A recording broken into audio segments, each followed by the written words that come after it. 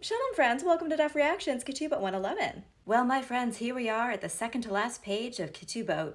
This tractate was all about marriage, and just like my real-life marriage, it was an emotional roller coaster that I'm relieved is now over. What does the future hold? Tractate Nedarim, but also, eventually, the arrival of Mashiach, the Messiah, and an era of true peace and justice. Olam Haba, the world to come. Now, of course, there are some questions, some unknowns about what exactly will happen during this time. After all, the Messiah's never been here before. Ever. But there are a few things that today's daf indicates we can expect fairly confidently, such as the resurrection of post-life righteous people.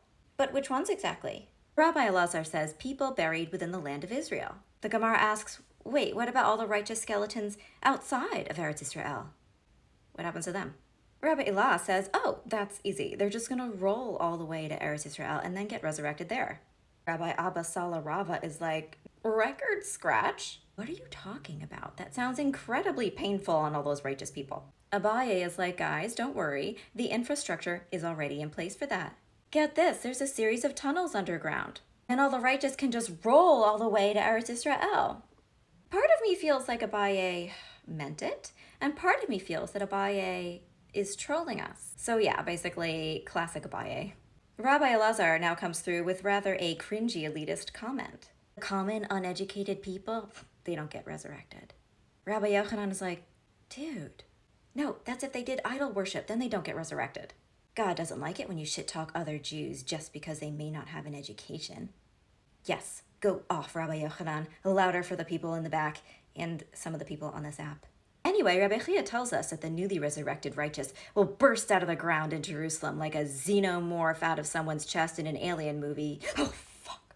I'm sorry, I know. The Messianic era will be great. It just really does sound a little bit like a horror film. However, no matter what kind of movie it actually turns out to be, God will be running the concession stand. The sages tell us it's going to be a lot easier to get snacks in the future. For example, wine. I know, you're saying not a snack, and I would say I think some people disagree with you.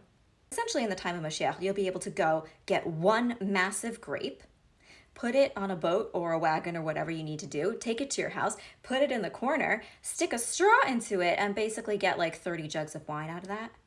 Which of course does suggest a possible shift of genres from horror to action-adventure.